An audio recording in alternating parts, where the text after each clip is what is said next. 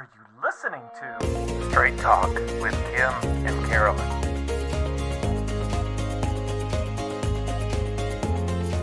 Welcome to episode 3 of Straight Talk with Kim and Carolyn. We've got an exciting lineup tonight. I mean, we're going to hit hard on a couple really great topics. We're going to start with Representative Judy Weeks-Rohner, who was just elected through a special session, and she's also known as the Tax Referendum Queen.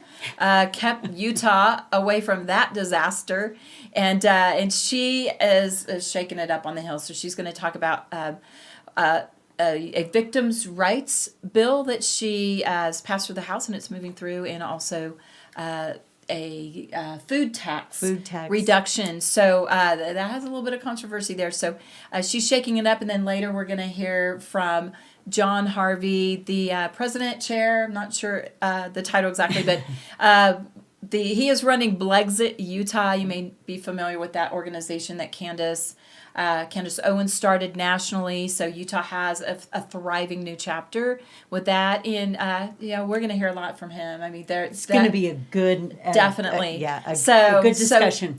So thanks for being with us tonight. And okay, next up we have Representative Judy Weeks-Rohner, just a longtime friend and amazing lady. She came into the legislature recently through a special election and is taking the Hill by storm. So welcome, Judy. Thank you. All right, so let's quickly go over your first bill. And an awesome bill. I don't know the number, but tell us where you represent, what seat you represent. I'm in House District 133. Used to be Craig Hall's district. I took over for him. I've had one bill that I've put on the floor, and it's House Bill 134, and it's a victims advocate bill that went to the Senate, and hopefully it'll pass there because it's a really, really good bill. Hopefully these people that are getting plea bargains for these real criminal offenses will be able to have the victims notified, and we'll be able to keep some of these people off the streets. Okay, let's back up real quick. Tell us George B.'s story. Oh, my heavens. Because he was an impetus for this bill. Yes, he was. He's a good friend of mine. Him and his daughter went to buy a cell phone, went to the place. Nobody was there. However, his door was open a little bit. Next thing you knew, he had a gun to his head and a knife to his side. The perpetrator asked to have his cell phone and the money that he was going to buy for the other cell phone took off. George, of course, has a concealed permit, former Marine, took the gun, shot, missed the guy. Felt really bad, but the police were there, took the guys off, and George felt pretty good because they told him that this guy had previous felonies, and George felt that he was, going to be in prison. A year and a half later, he opens up the newspaper, and there is a picture of this perpetrator. Called his daughter and said, "Isn't this the guy that put a gun to my head and killed?" "Yep, sure is, Dad." And guess what? That guy was the one that shot the University of Utah football player. That caused a bunch of mental anguish for not only George and his family, and then some other things happened later on, and I felt that we needed to do something to stop this plea bargaining for violent crimes. And that's what the bill does. So, Judy, it protects. I don't know if you know, but I have a minor in criminology, a certificate in criminology. And when I was in college studying criminology, the statistic at the time was that 85% of all criminal cases are pled down. 85%. I have never viewed criminal reports and media reports of convictions and charges the same ever again. So when I hear about someone being charged with a certain crime, I assume they're more likely one of the 85%, they did something worse, but it was pled down, a degree or two. So this is about victims protection, victim advocacy. It's also about the community knowing. See, this gives the district attorney or county attorney must notify the victim that a plea bargain is even going to take place. Oh, great. And before, they would take place. This is, if there is a hint that it's going to be plea bargained, the victim must be notified. So does it give, and that's really important. Yeah. And I'm wondering, does it give any opportunity, or is that just assumed for the victim to then kind of voice maybe their potential concerns? Kim, say that again. So Carolyn's asking, does it give the victim the opportunity to weigh in, to comment on it or what it gives the victim the opportunity to do, to know that it's even happening, and then they can follow the case through. Okay. They can't, they don't have any say as far as what the punishment would be. But at least, when they do go to court, generally the judge will ask them and be able to talk about it. Yeah. What a great bill. And it's sailing through unanimously so far. Anyone against that? No. No. Before this all took place, I got everybody around the table and we discussed it and talked about the issues that it took, and what would happen. And we came to consensus of, the fact that it's a good bill. It helps people. We need to be able to take care of the victim as well as the rights that the criminal has. Yeah. And I think I was a little surprised that the prosecutors were okay with the bill. So that good job working with kind of all the people that are in that process.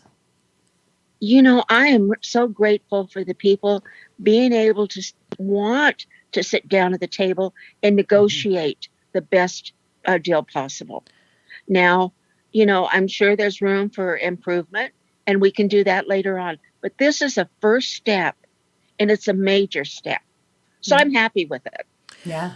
Well, and now I failed to mention this when I introduced you, but you're the Judy Weeks-Rohner of the tax reform referendum movement. Judy shook up a state and got a bazillion people to sign petitions and scared the House and Senate into reversing their positions. So I'm sure everybody wants to come to the table if Judy has something out there, or else she's going to do it another way and they're going to lose. So anyway, I've got another bill, though, because of that, and it's House Bill 203, and it says let's do away with that food tax, and so many people went to such lengths to get rid of House Bill 2001, and now the House and the Senate need to come to grips. We need to come to the table. We need to make sure that we're taking care of the everyday populace. Okay. We've got. So what we have going on right now is the Battle of Tax Redux, and there's several proposals going around the Capitol Hill right now to lower taxes. We have how many bazillions of dollars in surpluses, and it's subsequent years of continual surpluses. So the people are saying, we want tax relief. You have all this extra money left over every year, but yours is one proposal. There are other proposals, and not everybody is in agreement with these proposals. No, they're not in agreement. But you know what? We're going to come to the table and we're going to negotiate. There's money there, and the people deserve a break from the food tax. They deserve it. And you know what? I'm not going to stop until we get it. Well, so we know that about you. And you probably know, and you have heard that I don't stop until it happens. So and I may be a little bit old, but I can run them to the ground. So tell us where that bill is right now, your food tax relief bill. Right now, it's going nowhere. We're holding things, we're working things out, and I'm still very hopeful that we're going to come to some kind of resolution. The Speaker of the House just released a poll that was done by Dan Jones, and it was the food tax was 1% higher in favor compared to the income tax. So, the people are saying we want the food tax. So people we're gonna like have to come to people like both ideas, but you're saying it's like a 49-51 or something. 50. Yeah, They're it's pretty just close. 1% different, but the food tax is still 1%. So People want that more. is there an effort then when you say everybody's going to come to the table? Is there an effort to kind of combine, negotiate to get a little bit of everything in these tax cuts? There will be. Thank you so much, Judy, for joining us tonight. Is there some place that people can follow you? Social media? Yes, I have on Facebook, I have Judy's Corner, and it's all capitalized. Capital J, capital U, D, Y, S, Corner. Then we've got Team Judy. We've also got the 2019 Tax Referendum. And then, of course, my personal page. I don't have anything to hide. Okay. Come visit me. And you know what? My telephone number, I'm always available.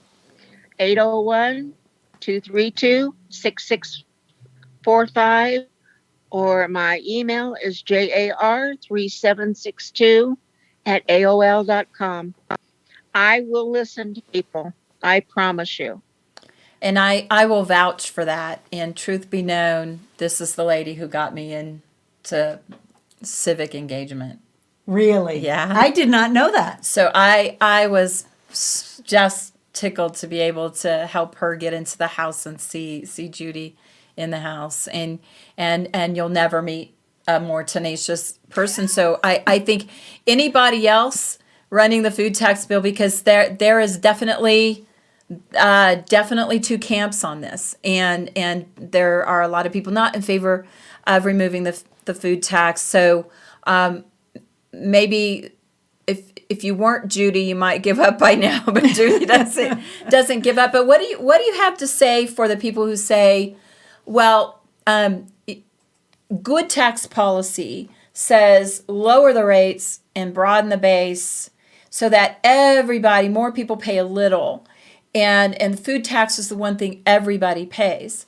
So what do you say to that argument that food tax is a good thing to have to run government? First and foremost, everybody eats. Yes. And no matter who it is, this just means the rich are going to be able to eat more caviar. The poor people are going to be able to have something more than peanut butter and those type of things. Maybe they'll get a vegetable or a fruit every so often. The income tax, you know what? We can have both.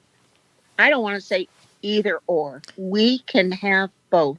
We have enough money. And then when they talk about, taking away our rate of return and all those type of things, we're living with the pandemic. People now are buying off the computers online. That's not going to change. So those revenue streams are they're going upwards. They'll continue to go upwards because old people like me, we probably don't use as much internet services, but these young people do, and it won't stop. It'll only continue. And those products that they're buying on the internet, they're costing more. So there's more taxes that are accumulating. We got to think outside the box. We need to understand that we're living in a different environment. We need to look to the future, and we need to be positive. Let's stop this gloom and doom stuff. We're not going to ever go back to the 80s. That's not going to happen. We've learned from some of our mistakes, and the feds aren't going to happen. Yes, we've got some inflation, but it'll never be to the degree that it was in the 80s.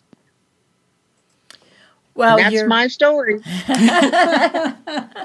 Well, you're doing a great job up there as a freshman, taking on big things, but you are not new to political tactics. You're not new to gaming, and you know how to play politics like anyone. You know what? I've made so many mistakes up there right now, but guess what? For every mistake I learn, I know that I won't make that same mistake again, unless it's really, really, really bad. Okay, I don't want to speculate on what your mistakes are, but they're like taking the wrong turn and ending up in the Senate when you're supposed to be in the House, right? Okay, or sitting in someone else's seat. Like, so this is the thing. Like, when you get elected to the state legislature, like, one of the first things they teach you is you cannot sit in another member's seat. You can't sit in another member's seat. Okay, I didn't actually know that. No, that's a big deal. Because I couldn't sit in any of your seats you couldn't when sit I was up there. So. But, if I wanted to go sit next to somebody on the other side and talk to them about a bill, we're about to vote on or whatever, and they're, the person next to them is going, nope, you go stand there. You don't sit down. You don't sit in someone else's seat. It's like worse than like having your church pew picked out. You guys are like children, you legislators. I don't know. I think it's a way. Maybe it's a way to just to not have to ask somebody to move when you're ready to sit back down. And someone's in it's your chair, kind of your space, right? You have your things on the desk. And things might be sensitive on the desk too, but yeah. Kim, though, since I've been up there, that people have been so very, very nice to me. Democrats, Republicans, everybody has been super, super nice. The Speaker of the House has been really good to me. And you would think they better. That with all the trouble I've caused him, but he has been really, really nice to me. So, good. You can't read everything. You can't believe everything you read in the newspaper. You can't. And what you see on TV, forget that too. You come up to the house, check us out, and see what's really happening. And I want people to be involved. That's what I keep giving out my numbers and everything. I want to listen to them. If they've got some kind of issue, then we need to be taking care of it. Yeah. And we can. That's right. Well, hey, keep us safe from the government. Hey, thank you for including me tonight. Thank you for joining us. Hey, you guys are, my friends, so I feel comfortable with you guys. Well, we have confidence in you and the work you're doing. Thank you, really. Hey, come up and visit. You know where I live now. I do. Well, you're doing a great job. Okay. I'm proud of you. And keep us safe, keep us strong as a state. Do a good job. Just remember, we need to take care of people, but we don't need to tax and spend. We need to get back to living within our own means. Nice. That's really important. Nice. Well, thanks, Judy, so much. Have a great night. All right. Goodbye, you guys. Bye. All right, so we have now John Harvey, who is going to talk to us a little bit. John is president of BLEXIT Utah, and some of the policies that we're seeing and some of the things that we're seeing happen within society, including things like vaccine passports and vaccine mandates, are disproportionately impacting minority communities because often of their distrust of government and their concerns about some of these mandates and requirements being forced on them. So, John, tell us a little bit about your experience and your thoughts with regard to some of this legislation that would protect people from vaccine passports and other mandates that come either through the government or through private business on individuals. What's interesting about this whole scenario of mandates is, it's a form of discrimination. Now, if you come to my establishment or I come to your establishment and say, you cannot enter my business because you're Black, all hell would break loose. Right. But nowadays, it seems to me now, an employer has the right to, you know, subject people's constitutional rights to their own discretion. For example, now business can discriminate against you because you're not vaccinated. So when the state says to me, and I've heard this said before, employers should have a right to determine their employee status for is your health, whether you've been vaccinated or not. My question is simply this. Now all of a sudden employees have this right to discriminate. Why is it they can't discriminate whether somebody's Mexican, Black, gay, and Right. any other? Well, because this realm is of caring. discrimination? This is caring about each other. This is being caring about each other. And it just amazes me how nowadays it's okay for an employer to discriminate when it suits their agenda. Yeah. Yeah. When it's the left, and let's face it, it's the leftists that are pushing the mandates. It's the left that are saying it's okay for businesses to recommend or suggest or mandate their employees to be vaccinated. Kristi Noem said it a few months ago, and I like Kristi Noem. Let's not get her twisted. I too like Kristi Noem, but she said something that upset a lot of us who speak out. And her comments was, we're not going to stop employers from asking their employees to be mandated. She believes that it's an employer's right to do so. Now, she lost me for a minute. Yeah. Because if you truly believe that, Kristi Noem, or any politician that's on the right, if you truly believe that, so what stops employers to say, wait a minute, you let me discriminate because the vaccine, why can't I choose who I want to come in my store? Whether you have a shirt on, no shoes, or what have you. Even though I'm a public service business, why is it I still can't keep Blacks out of my store? So this is a slippery slope they're climbing right now. So and it's going to get worse. And we covered this on a previous podcast, but I think it's important to reiterate that commerce rights are subordinate to individual rights. And yeah, we've never been in this place before. Right. That all of a sudden your personal health status can be questioned by an entity, and it's just a whole different world. So John, tell me, you shared with us some data points on before the show on vaccine percentage among Blacks. 28% of the country, 28% of African Americans are vaccinated. But what they don't, and that's how they spin it.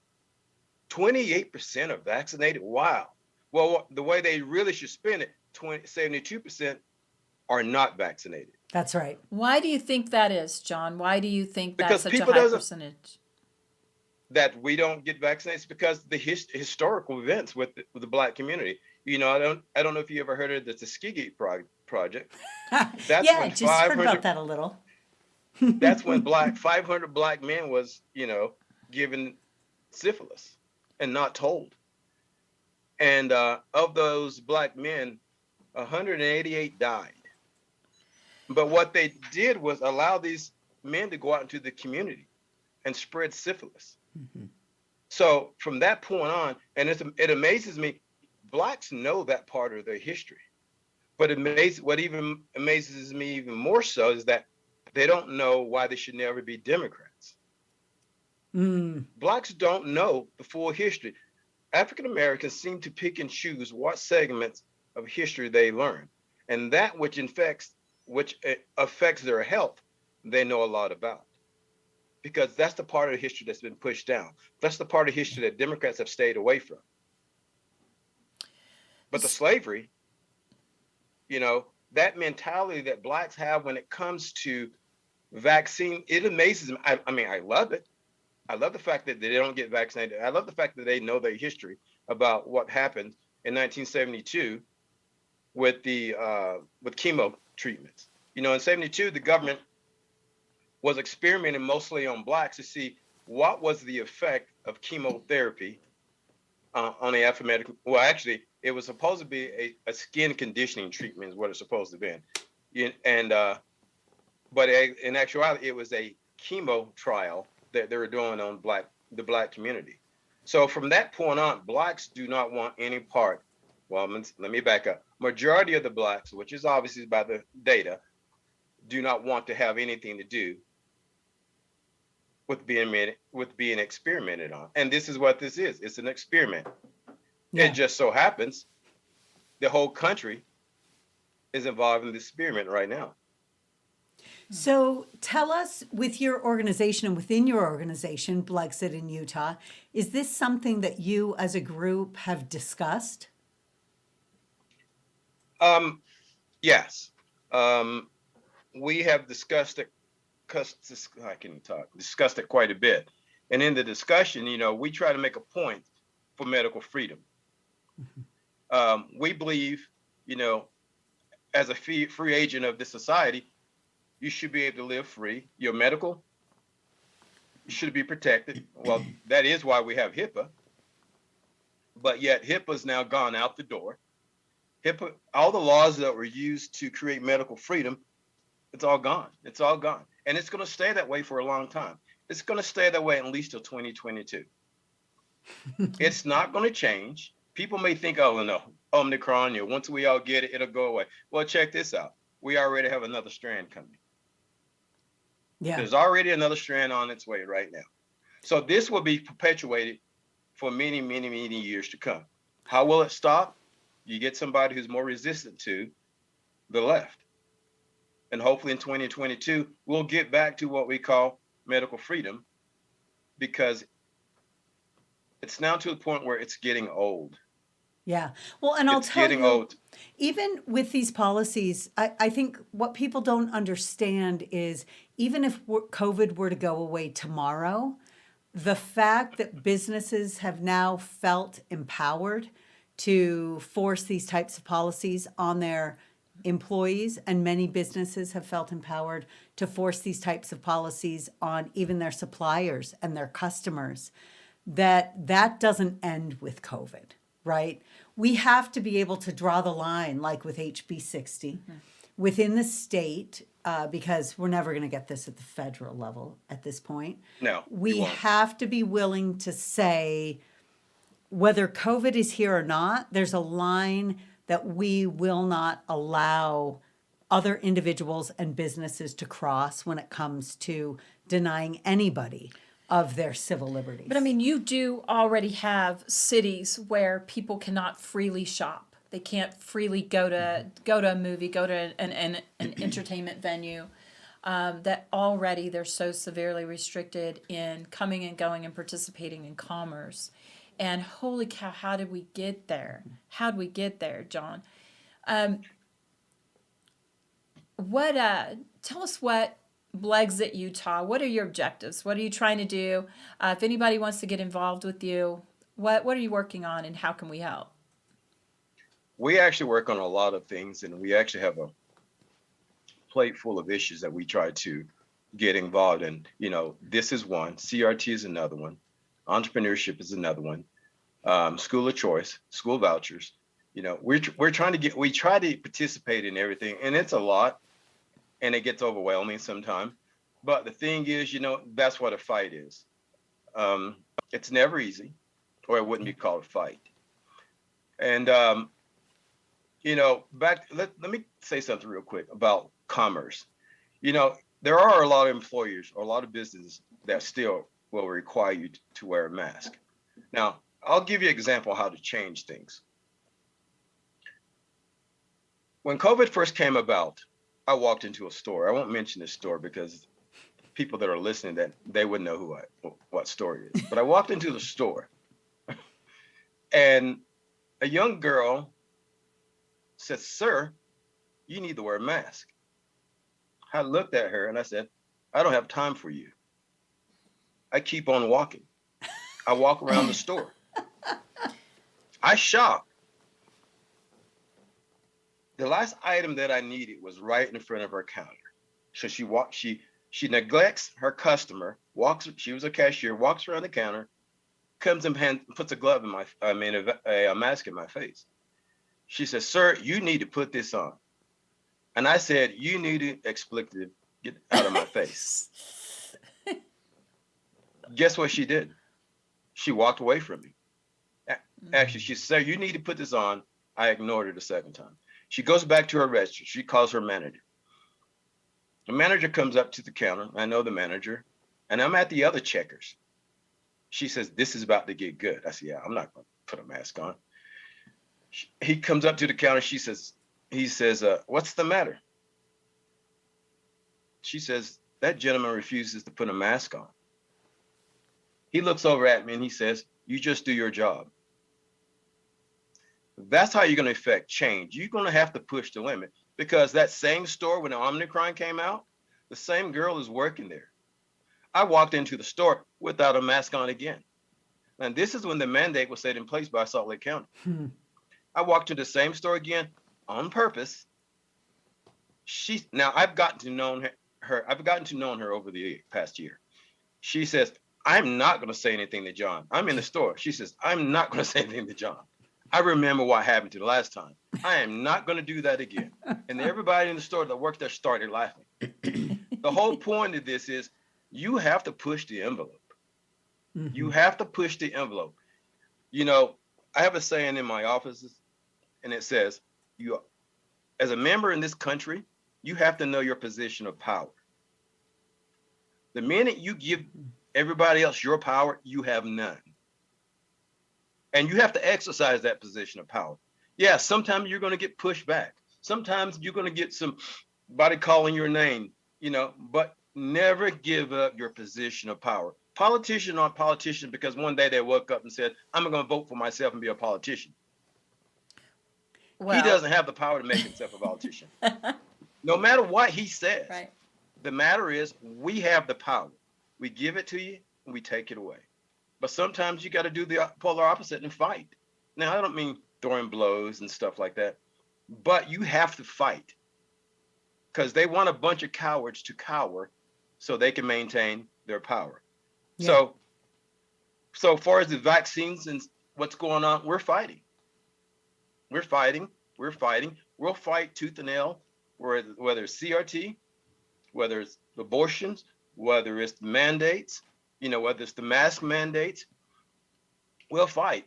And I teach blacks, do not let them feel guilty because you think like a Republican. But John, can I just say quickly that Please. Your experience of not wearing a mask was very different from mine. And I will tell you, I said to my husband at a store where they told me to put mine on, 2 6'5" black guys walked in and no one said a word to them. Literally, when they told me to put mine on. I hear that when I'm at the Capitol, the legislators tell me that all the time. You do things and say things that we can never get away with. I said, it's because you're scared. Oh, I'm not scared. You're worried about. I got kicked out of that store. Well, that's the best part. That's the best part. Get kicked out, because the thing is, I was telling Senator Winterton a few weeks ago.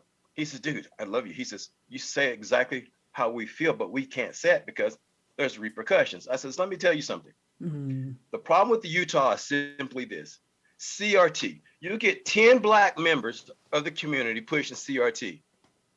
They'll walk up to the legislator. The legislator will consider, if not pass it, will consider it or pass this bill because they do not want to be called a racist." Yep. Mind you, you're a state of 60% whites, but you allow 10 black people in the community to influence you enough to pass a bill because you don't want to be considered as a racist. Yeah. So I told Stuart Adams that. I told Brad Wilson that. I have told all these guys that. Stop doing that crap. Okay, so tell us real quickly. We just have another minute here. there is work on a bill being done that we need to watch and we need to beware of. Tell us who's behind it. What do you understand is going to come out of this, and what do we need to do? What do we need to know? Right now, there's a bill in drafting right now. Cullimore and Schultz are doing the bill. I've told him it's a CRT light bill. And I said, we don't want any form of CRT in the state of Utah. We don't believe in it. We don't want to deal with it. But there's another organization called Utah Ethnic Council.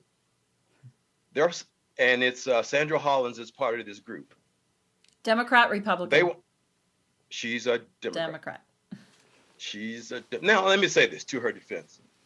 So far, she seems to be cool. I mean, I like her. I don't often say that about Democrats, but she has a sense of common sense about her. Now, could it be a ploy to a chameleon? I don't know. But the thing is, this bill, anything that's ethnic inclusion, I don't want to hear it in the bill. Diversity, ethnic diversity, I don't want to hear it in the bill. Because all it is CRT light. Okay, but tell me, what is it about those words? Because those are words the word that inclusion and diversity.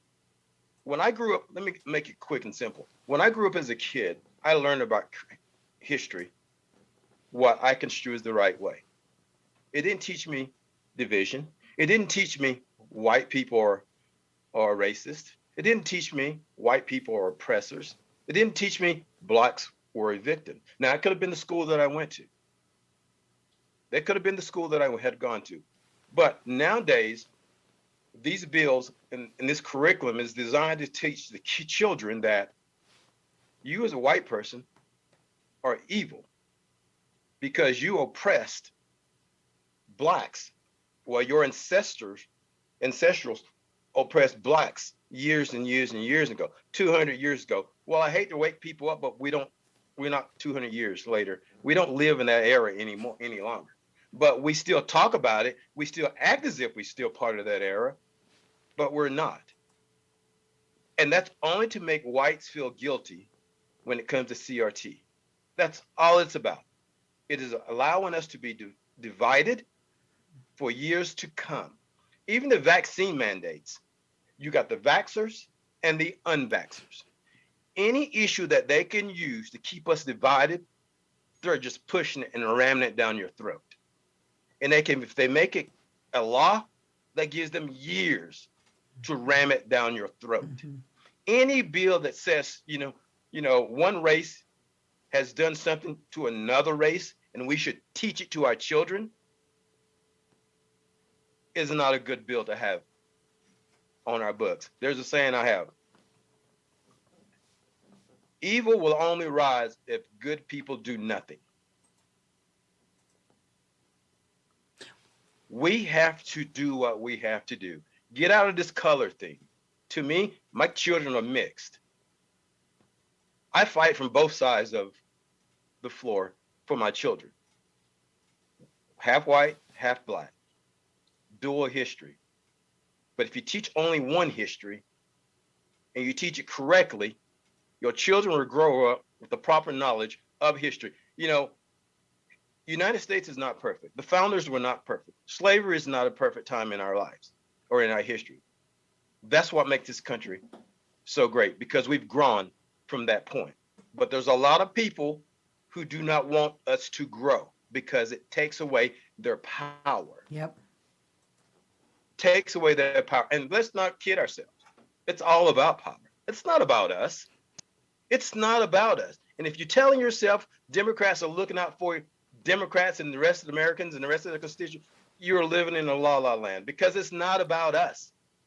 It's not about us. It's about them. And people think, oh my God, I'm going to vote for my favorite Democrat, even Republicans. Mitt Romney.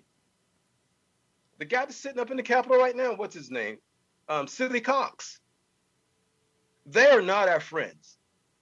When you're promoting things that demise the constituents of Utah, people need to open their eyes out and question it. So that's what I have to say about it, because I'll never change my mind. Never change my mind. They can't tell me anything different. The fact speaks for yourself. And another thing, if you listen to the Modern Conservative podcast on Tuesdays and Thursdays, do not listen to me if you worry about getting your feelings hurt with the truth. Because I'm going to tell you the truth. I'm going to tell you the truth. You may not like it, but I will tell you the truth. So, this is coming from a perspective of a black man whose children are mixed, but I don't run my life with emotions. It's facts. Here's one for you guys before we get off this. I want you to think about something. I take my daughter to school every morning. I pick her up every afternoon. And one thing that I see, which always amazes me, besides people wearing their mask in the car, it's parents who bring their children to school while they're wearing a mask. But the children are not wearing the mask. And something tells me that's a confused person. You obviously know the science about children or more resistance to the ill effects of COVID. But the parents are wearing a mask, which tells me you know the science about children and the effects of COVID on your kids, but you don't know the data on wearing a mask. When all you have to do is look at the side of the box that says, this mask does not protect you from viral infection, but yet you still wear it. My question is, who the hell are they getting their science from? Who the hell because they're getting half the story. Fauci. Yeah. Common sense is a little bit lost in all of this. And I've determined too that the expectation of common sense from people who refuse to apply it in certain circumstances only increasingly frustrates me. And so I need to lower my expectations. Right? When it comes to... No. You never lower your expectations because now you're coming down to their level. You don't take a weak mind and make it stronger by making yours weak. Yeah. You keep a strong mind. But there's no sense in being frustrated all the time with people who are just truly are not going to get it. And something you can't control. You cannot control it. And it's definitely willful now. We're past ignorance that people just don't know. Everybody knows now. So the people choosing it are choosing it willfully. And just, you know what? Just don't impose it on me and my kids, Salt Lake County. You want to do it, Jenny Wilson, Aaron Mendenhall, mayors, go do it to your own family. Don't do it to me. But here's the thing. That's where when you talk, John, about the division comes from government force. Right. Always. Right? Like a society that's built on the Constitution and that actually applies the principles of the Constitution and is loyal to those principles does not have this type of division because government will be out of things like this. And it's one side trying to force behavior through government that creates the division. And that's something that one segment of the population is also not recognizing. Right. That is the division. One side using the government to as a weapon. And using government people force they disagree ultimately. With. Right? Using violence and force. Right. Well, John... I truly... Oh, sorry, go ahead. Go ahead. No, I truly believe there are people in this country who believe they need to have the government control in their lives. I truly believe that there are some people, no matter how much common sense they try to use, they fail because they believe that the government needs to be in their life, telling them what to do and set forth a guidance for them because the government knows best. Okay, once again, let's make that optional. And if you want that plan, go ahead with that plan, but leave the rest of us free. Yeah. Well, that's the division. Yeah, that creates the division. Yeah. That's how it works. That will create the division because we are Trumpers, we're conservatives, we're Republicans, we're racist. That's the division. We will always be racist. We will always, and insurrectionists, don't forget. Oh, and if you go to your school board, you're also a terrorist. So, And the reason why they do that is to keep you from going to your school board. Yeah, that's what all why a of lot it of is. people. Yeah, that's why a lot of people don't participate. I've said this today on my own podcast. I said that's one of the problems I have with these organizations here in Utah. They're only digital followers. They don't come out and physically participate, visually participate in the numbers that some of these organizations have. Now, there's a lot of organizations in the state as well, and I may piss them off, but I don't care because it's the truth. They think that only our followers is only for our fight. When in actuality, we're all in this fight together because it affects every single patriot in the state of Utah. And there's those organizations that I've had this conversation with. I said, why did you choose not to work for certain organizations? Well, we don't see eye to eye. I said, listen, when I'm in a war, I don't care what's in your gun as long as it's a bullet. That's not literal. That's not literal. But when you go to war, you don't ask somebody, well, what do you think about HB 60 or HB 62? No, you just go to war and you fight for the cause because you both know that the bill is no good. Yeah, I think more and more people are realizing that, right? It's time to come together. John, thank you for joining us tonight. Will you tell everybody where they can find you and follow you? You can find me Tuesdays and Thursdays at 5:00. Well, depending on if I'm tardy or not, on the Modern Conservative Podcast. Or I can be emailed at the Modern Conservative Podcast at gmail.com. Or you can locate us on BLEXIT.com. And that's where we hang out the most. Or you can find me at the state capitol. If you want to find us up there and hang out and talk crap, we can do that as well. But hey, you can get in touch with me anytime. I used to give out my phone number. Don't do that anymore. oh no. Don't do that anymore. No. Well, you're in demand is what you mean, right? Well, thanks for all you do, John. I know putting yourself out there and starting this BLEXIT Utah is critical for this time. So thanks for the fight. Thank you. It's a fight I enjoy. All right.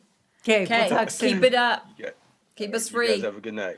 You too. We'll talk to you later. All right. Okay. Bye. All right, bye-bye. Thanks for joining us. Thanks to Fosmu, our producer, for all the work that he is doing behind the scenes. You're welcome. And for the voiceover, actually, on our little video intro. Follow us on Facebook, Straight Talk with Kim and Carolyn. We will have a podcast version out soon, and hope to see you next time. Facebook and YouTube. And on YouTube, Straight Talk with Kim and Carolyn. We did mention a word or two that maybe YouTube won't like. Yeah, we'll see how As this dear. long as YouTube leaves us alone. Who knows how long this thing's going to exist? Thanks for joining us.